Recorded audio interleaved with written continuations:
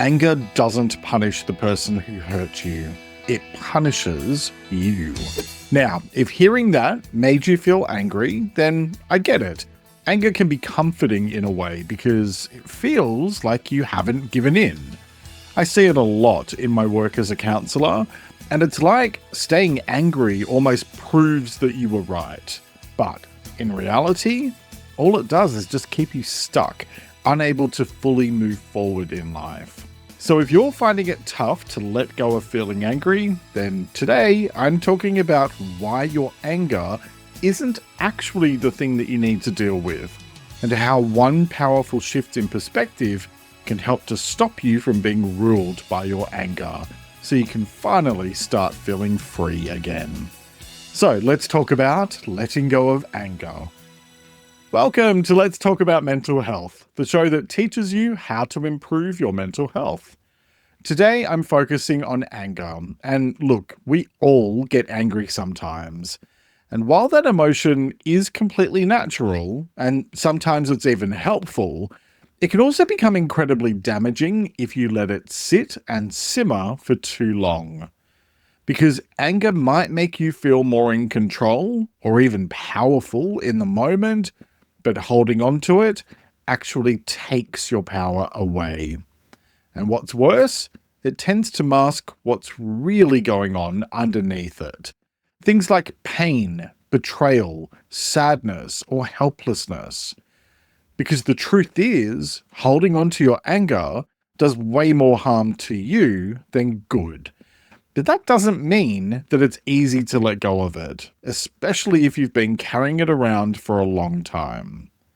So I want to talk with you about how to let go of your anger in a way that's healthy and grounded, not by pretending it never happened or just letting it go, but by really making peace with your experience, by processing it properly, and by then freeing up the mental and emotional headspace that anger has been eating away at. Because when you choose to let go of your anger in a healthy way, what you're really doing is choosing peace of mind, which is absolutely priceless when it comes to better mental health. This is exactly the kind of stuff I talk about every week here on Let's Talk About Mental Health. I'm Jeremy Godwin, and I make better mental health simple with practical advice that actually works. Let me just say that I think in general, this episode mainly applies to anger that you have in relation to relationships, situations with other people. I'm not talking about the bigger picture stuff. Clearly, there is a lot of anger in the world at the moment around circumstances and the way that people are being treated.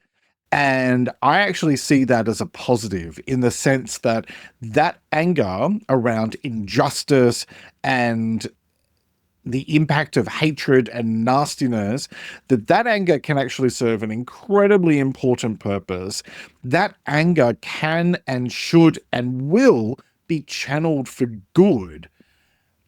But when it's your own anger for your own life, your own situations, your own relationships, it basically comes down to, are you going to process stuff and work through it and find a way forward? In other words, to be solution focused? Or are you going to get stuck in the anger, in the emotions that are trapped around that? Are you going to allow that anger to keep you in whatever happened? Because that keeps you in problem mode, and it's the exact opposite to what you need to do if you want to grow and move forward in life. If you're basically going to be pissed off about something that happened months or years ago, and you're going to carry that energy with you, it will weigh you down. There's no question about it. So that's why we're talking about letting go of anger. It's if you want peace of mind, if you want freedom, you need to let go of the stuff that is weighing you down unnecessarily, because it's not hurting anybody but you. So by the end of this episode, you'll have a clear understanding of what anger really is, why it can be so hard to let go of, and how to start releasing your anger in a way that feels real and sustainable, so that you can feel lighter, more in control, and truly free to move forward.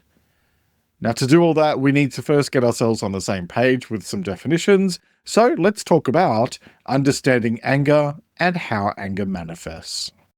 All right, so according to the Oxford Dictionary, anger is a strong feeling of annoyance, displeasure, or hostility. And look, I'm sure that we're all very familiar with what it feels like to be angry. Anger is actually considered a secondary emotion, however, because it often covers something that's far more vulnerable and runs a lot deeper. Things like hurt, grief, shame, fear, or powerlessness. So, where does anger actually come from? Well, it's a protective mechanism. Your brain uses anger to create distance between you and perceived pain or injustice. It's closely related to the fight, flight, freeze response that's part of your sympathetic nervous system, which is mainly there to keep you safe. But it can also be activated by any number of things that your brain perceives to be stressful or upsetting or a threat. Now, of course, we're all familiar with anger being loud and aggressive, someone yelling and jumping up and down and flapping their arms around. And yes, that's absolutely true, but it can also show up, and often does, as things like irritation, sarcasm, resentment, passive aggression, or even emotional withdrawal. It's not always loud or explosive. It can be quiet and subtle as well. Anger can be triggered by lots of different things, like feeling unheard, or making a mistake, or feeling disrespected, or powerless, or betrayed.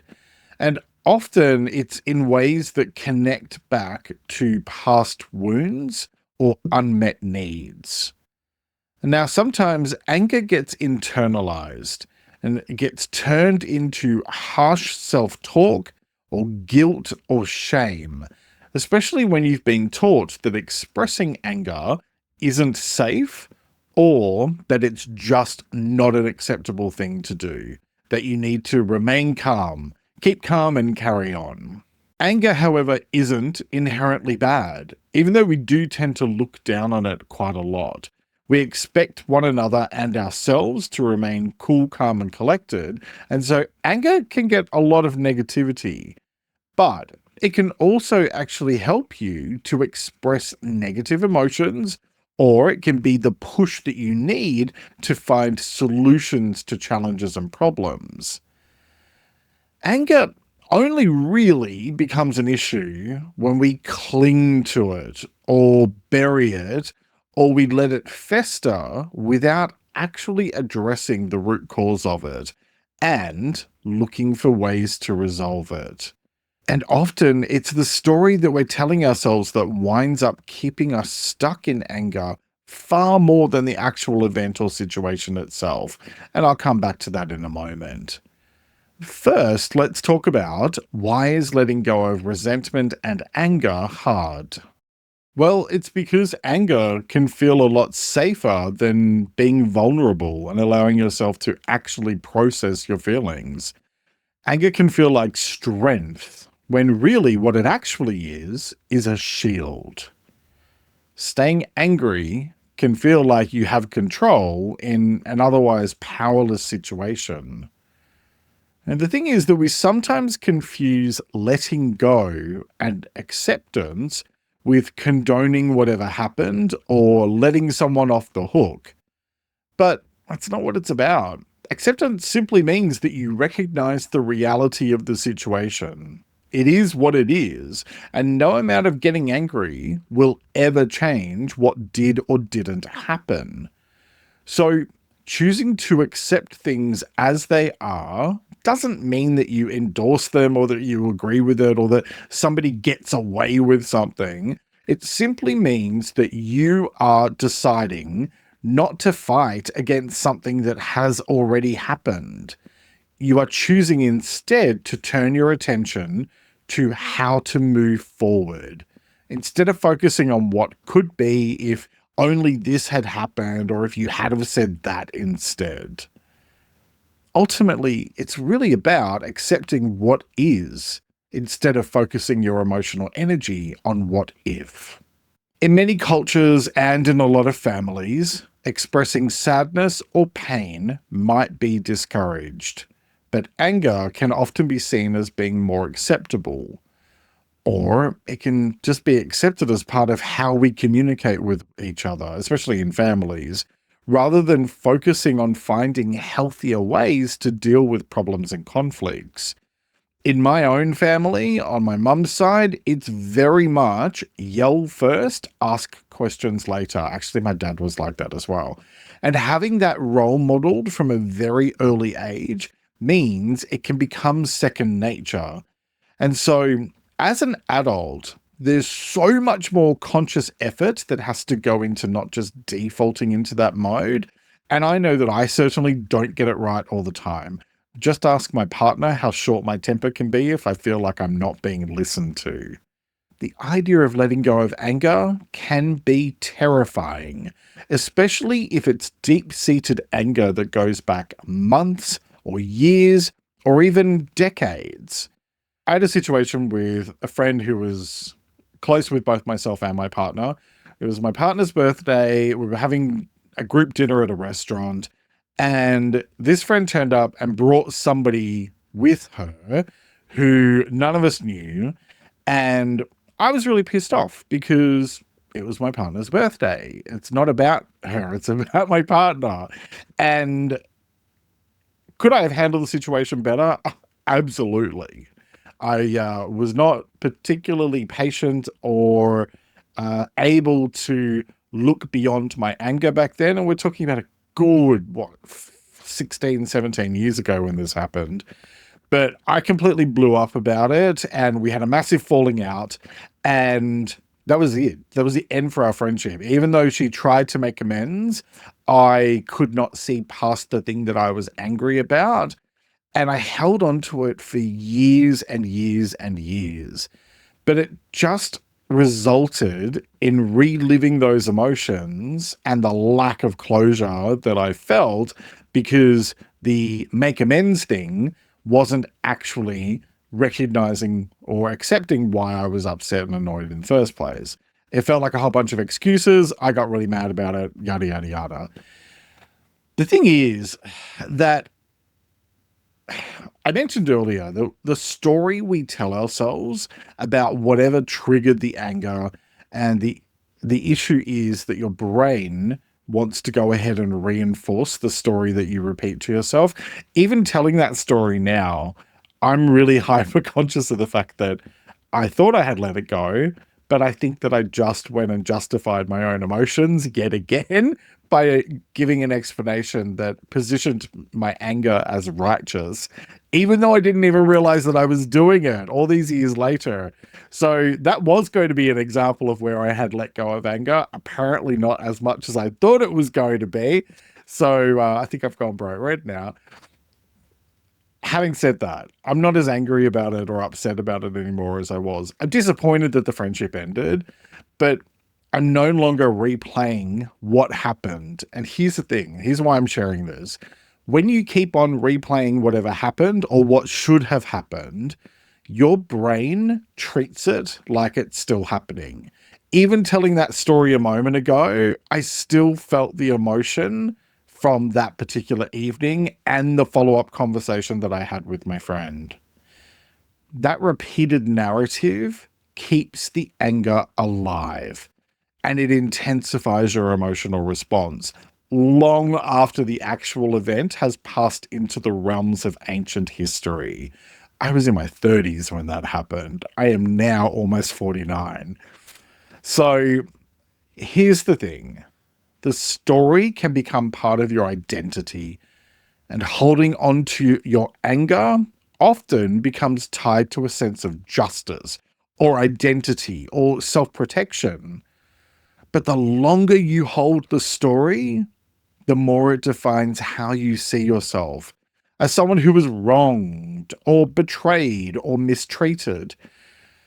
And the problem with that is that it can make it feel unsafe to let go of that anger, even if it's actually hurting you. Because in the situation with my friend, I focused so much on the anger I felt from that one event for years and years, instead of being able to step back and see that we'd actually been growing apart for a long time before that. If it hadn't have been for that specific incident, I'm quite sure something else would have happened to push us in totally different directions. But regardless, what happened, happened. And the reality is that staying angry about it is an absolute waste of time and energy. Because there are far too many costs that come with choosing to hold on to your anger. Mentally, it fuels resentment, anxiety, depression, and just general negativity. It affects your outlook on life. Physically, it creates chronic stress, tension, exhaustion, and even ongoing health issues. In your relationships, it can lead to disconnection, passive aggression, or even outright hostility. And internally, it can morph into self-directed anger, guilt, shame, low self-worth. Letting go of anger helps you to heal. And that's because letting go doesn't mean forgetting about whatever happened. It means that you refuse to carry the emotional weight of it any longer. You don't have to approve of whatever happened in order to accept that it did, and to choose to prioritize peace of mind for yourself. Because when you do, you get back clarity, emotional bandwidth, and just in general headspace to focus on what really matters in life and what really matters to you. Letting go of anger is an act of self-respect. It's an act of self-love, and it's an act of self-liberation.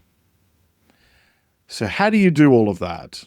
Well, I'm about to share practical and effective ways to let go of anger right after this quick break. And welcome back. So far, we've talked about what anger is and how it manifests, as well as why it's so tough to let go of. So now let's talk about how to deal with anger. Okay, I'm going to take you through a number of things you need to do in order to process anger and let go of it, starting with acknowledge your anger without judgment. Start by being brutally honest with yourself. Don't justify it or push your anger down. Just say to yourself, I'm angry, and here's why. It probably sounds really simple, but naming it is incredibly powerful and helpful, mainly because it starts to break any emotional tension that might be associated with your feelings, and it allows you to be really clear with yourself about what you are actually feeling. Which then leads to my next point, identify why you feel angry. Alright, anger is rarely ever the real issue. Usually, anger is actually a cover for deeper emotions like hurt, rejection, grief, or fear. But facing those things makes us feel vulnerable, and it takes courage. And honestly, anger often feels safer. Instead of just going with the surface level emotion of anger, challenge yourself to identify the root of what you are feeling and why, so that you can really understand where your anger is coming from. Ask yourself, what's underneath this? Is it hurt, rejection, a sense of injustice? Getting clear on where it comes from gives you something meaningful and tangible to work with, by then addressing the root cause of your anger. Next, feel it, but do so safely. Emotions are energy, and they need to move. If you keep anger trapped in your body, it doesn't dissolve, it festers and it grows. Finding safe outlets for your anger helps that energy to shift and release. You don't have to bottle it up, but you also don't have to explode. Just let it move through you. Scream into a pillow, hit a cushion, journal, cry, go for a brisk walk.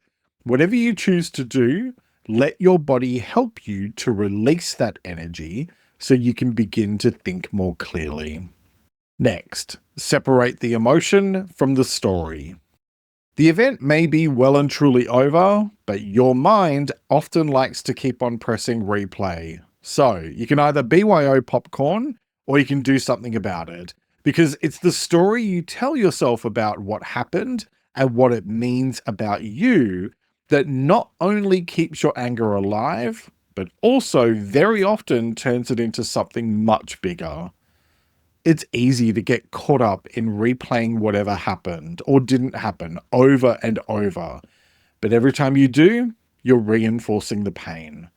Instead, notice when you're hitting replay and fueling the fire, and instead choose to shift your focus gently towards something more positive and constructive. Our minds are great at rehashing things and catastrophizing. So at the very least, try focusing on the facts, not the narrative. Okay, next, shift your perspective. Holding on to anger often feels like you're holding on to power, but in reality, you're just tying yourself to the very thing that hurt you in the first place, and you deserve so much better than that. You don't need an apology to move forward, and you don't have to excuse anyone's behavior to be able to say to yourself, this happened and it hurt me deeply, but I'm not going to let it define me. Owning your healing gives you your power back, because it isn't about them. It's about you and your well-being and your quality of life. All right, next, use your anger as a guide. Anger isn't random. It often flares up when something that's deeply important to you has been disrespected. Understanding what that is can help you to set clearer values and boundaries in the future. So take some time to think about what happened. What value of yours was crossed? What boundary was broken? Anger shows you where something needs your attention. So use that knowledge to make choices that are more aligned with your needs moving forward. And speaking of boundaries, my next tip is set clear boundaries inside and out. Without boundaries, anger can often get constantly reignited. Stepping away helps you reclaim control over what you give your energy to. And it can mean that you distance yourself mentally or emotionally or even physically, depending on the situation and your needs. Maybe you need distance from certain people. Maybe you need to stop checking their socials. Maybe you just need to stop giving the situation any of your headspace. Whatever you choose to do, remember that boundaries are an act of self-respect, and they're how we show people the way that we want to be treated. I talked about emotional boundaries in episode 286, so check that out for more on the topic. It's linked in the episode description.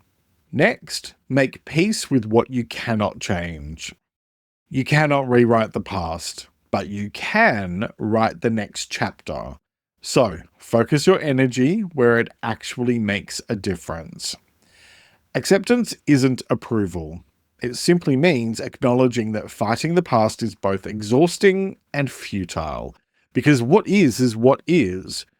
And it also means recognizing that true peace begins when you stop trying to win a battle that already ended long ago. Focus on what's in your hands now, your choices, your energy, and your future. Next, talk to someone you trust. When anger sits in silence, it can twist into shame, bitterness, or even rage. Speaking out loud about it, with someone who won't judge you for it, is a really powerful step towards being able to let it go. So whether it's a friend, a counselor, or a support group, sharing your anger in a safe space helps you to process it and release it, rather than carrying it alone. Next, don't give it never-ending airtime. Look, talking through your pain can be incredibly healthy and healing, and I'm a firm believer that the more we talk about things, the easier it gets. But at a certain point, it becomes a loop. It can be easy to become bogged down by the negative emotions rather than challenging yourself to look for the way forward.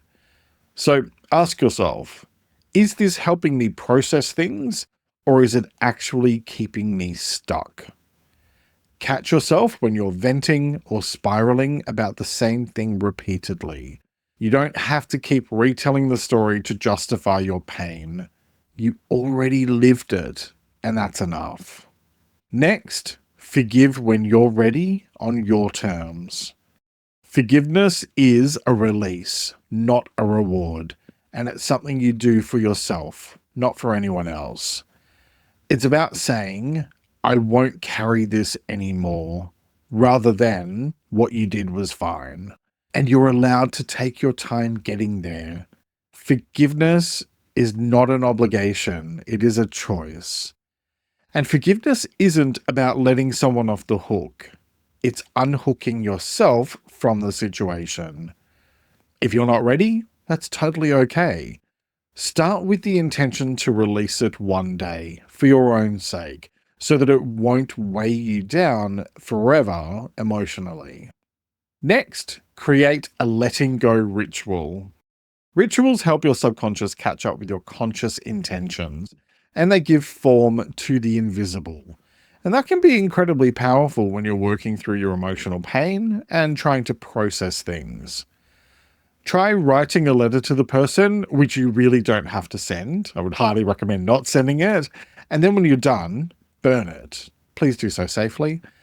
Or you could toss a rock into a river while you're imagining your anger channeling into that rock, leaving your body, going into the rock, and then throwing it away. Symbolic actions like these help to make the internal shift feel much more real and tangible. Next, choose to release it again and again and again. Some wounds have a habit of reopening without warning, even though you might have thought that you dealt with it already and moved forward. Sometimes it just pops up again. And that doesn't mean that you failed. It just means that you're human. Letting go is something we practice, not something we master. And letting go is rarely ever a one-time event. It's a process. Feelings can pop up at any time, and so you might need to revisit the whole process of letting go, especially when your memories and emotions resurface. It's all part of the healing process, so be kind to yourself if and when it happens. Which leads to my next point, practice self-compassion. We're often hardest on ourselves when we're angry, but healing starts with treating yourself as someone who's worthy of care, which you are, even in your messiest moments. Anger often comes with shame or regret, but rather than judging yourself or even punishing yourself, choose to be kind to yourself instead. Talk to yourself the way that you would to someone you love who's hurting, and focus on what the lesson is that you can take from whatever happened. Why? Well, that's what my next point is all about. Channel the energy into something constructive. Anger is incredibly powerful, and you get to decide what you do with that energy. Destruction or growth. When you choose to redirect it in a positive way, it gives you a sense of agency and purpose. So use it as fuel for change and channel it into something positive by learning from it or by using it to make something better. Speak out, create, advocate, write, take action. Whatever you do, you can choose to either be stuck in your anger, or you can choose to transform its intense energy into some sort of positive movement that helps you to heal and grow. Next, choose peace of mind over punishment. Holding on to anger can feel like justice, but often it just prolongs your suffering. Peace isn't something you have to earn. It's something you allow yourself to embrace. So remind yourself, you don't need to keep on punishing yourself by holding on to whatever you feel angry about. You've already suffered enough. It's okay to put the burden down. Here's the thing. You don't have to carry your anger forever. You don't have to wait for someone else to fix it or to apologize. You don't even have to be completely over it to start letting go of it. Your anger may have served a purpose once. It may have even helped you to survive. But now it's just a heavy weight you're carrying around that serves no useful purpose other than to remind you of your past pain. And you deserve to be free of that pain. Because when it comes to letting go of anger, what it all boils down to is this. Holding on to anger only steals your peace of mind. Letting go is how you get it back. Now, what are you going to do with everything you've learned in this episode? Because letting go of anger doesn't just happen because you decide to let it go or because you listen to a podcast, and it doesn't happen all at once. It happens one decision at a time. So, ask yourself, what's one small thing you can do today to start loosening your grip on any anger that you've been carrying? Maybe it's journaling about what's really underneath your anger. Maybe it's setting a boundary you've been avoiding. Or maybe it's just acknowledging out loud, I don't want to carry this anger anymore. Pick one thing and do it today. Then, tomorrow, do something else. This isn't about fixing everything all at once. It's about choosing to start and taking things one step at a time. The choice is yours, as it is with all things related to your well-being. So, what choice will you make today? Each week I like to finish up by sharing a quote about the week's topic, and I encourage you to take a few moments to really reflect on it and consider what it means to you. This week's quote is by Ralph Waldo Emerson, and it is, "For every minute you remain angry, you give up 60 seconds of peace of mind." Let me repeat that. For every minute you remain angry, you give up 60 seconds of peace of mind. All right, that's nearly it for this week.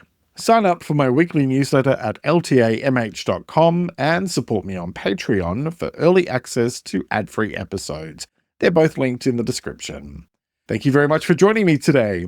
Look after yourself and make a conscious effort to share positivity and kindness out into the world, because you get back what you put out. Take care and talk to you next time.